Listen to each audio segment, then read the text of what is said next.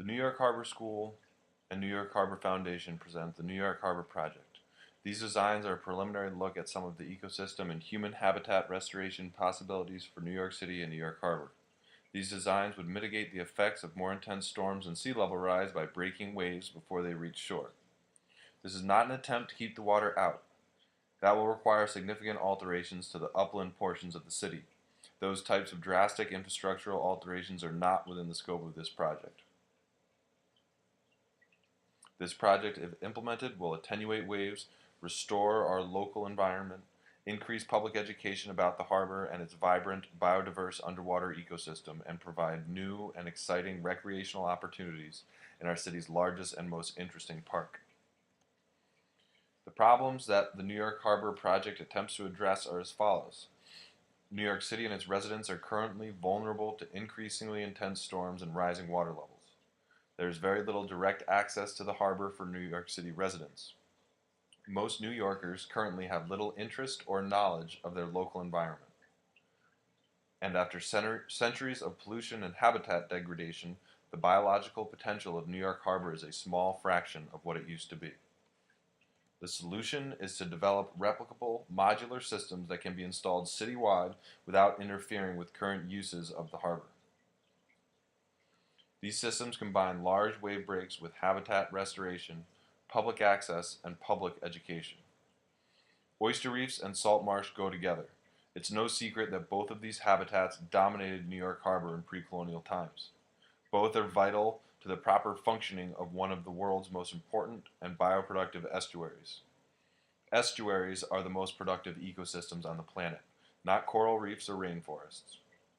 New York Harbor is no exception, and if allowed to return to its former glory, will be a great center for biodiversity and bioproductivity. Habitat restoration projects on this scale have already been installed throughout the Gulf of Mexico. The Nature Conservancy is currently installing 100 miles of oyster reef habitat that will support 1,000 acres of salt marsh in the Gulf. Oyster reefs are natural wave attenuators. Here on the inland side, calm waters will lead to sediment accumulation and the eventual expansion of salt marsh habitat up to the reef. Two large wave break treatments are being proposed. The first utilizes concrete rings, the second uses floating wetlands.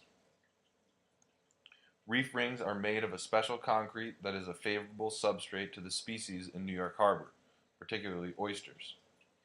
These examples are 12 feet in diameter and 3 feet tall. The legs allow them to interlock when stacked to form a very sturdy structure. Besides the construction material, the other advantage of the rings to traditional riprap is the interior space. Riprap is only accessible to organisms on the outside of a jetty.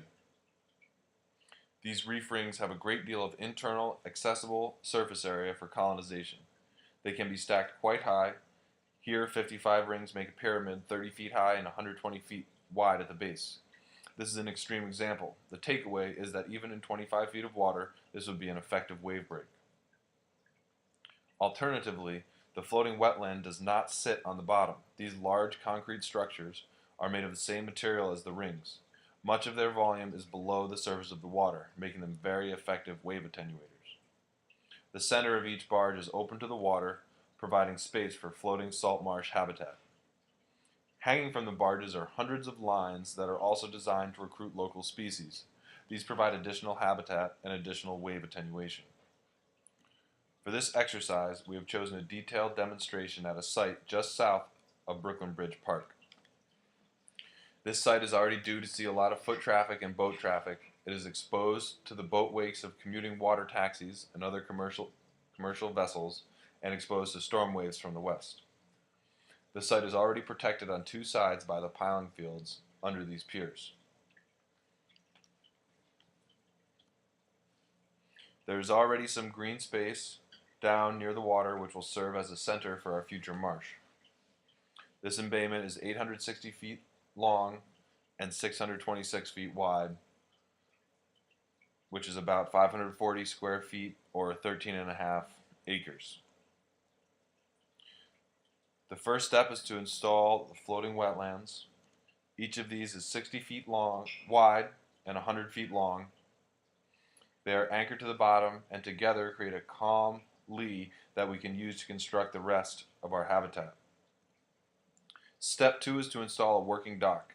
This will serve as a base for the rest of the construction activities. Step 3 is to install our oyster reef habitat. For these, we will use a series of proven reef construction designs, including reef balls, reef castles, pesco barriers, steel reef cages, reef rings, and live oysters. These will be colonized first by oysters, which will further calm and clean the waters and allow for sedimentation in the lake. As the sediment accumulates, grasses will be planted, creating a growing salt marsh that will eventually grow out from the shore to the limit of the linear habitat. Submerged oyster reef habitat will extend beyond the margins of the marsh and will provide the structure necessary to keep the marsh in place. A large floating dock in the center could serve as a floating classroom and scuba training and exploration center, where divers can observe the colonization of the floating wetlands and reefs from below. The pier will provide an access point for New Yorkers. Kayak and stand-up paddleboard rentals will allow residents and visitors to tour this now calm embayment in safety.